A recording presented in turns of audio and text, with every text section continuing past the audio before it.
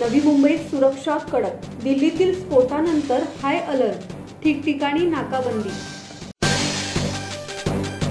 दिल्लीतील स्फोटाच्या पार्श्वभूमीवर नवी मुंबई पोलीस सतर्क झाले असून संपूर्ण शहरात हाय अलर्ट घोषित करण्यात आला आहे। शहरातील प्रमुख एक्झिट आणि एंट्री पॉइंट्सवर नाकाबंदी सुरू करण्यात आली आहे।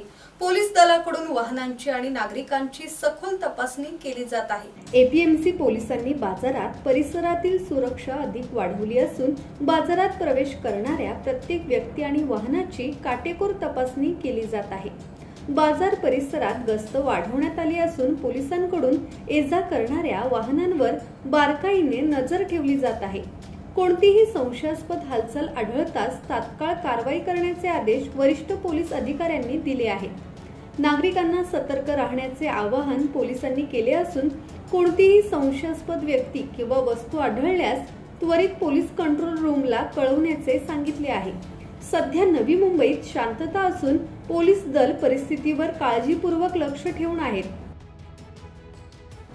मनोज भिंगारडे, संवाद मराठी लाईव्ह, नवी मुंबई।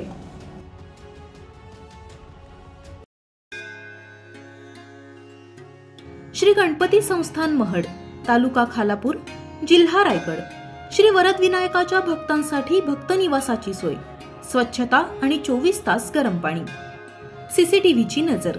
आगाऊ नोंदणीसाठी संपर्क करा 02192 26 69 12 72 76 47 38 54।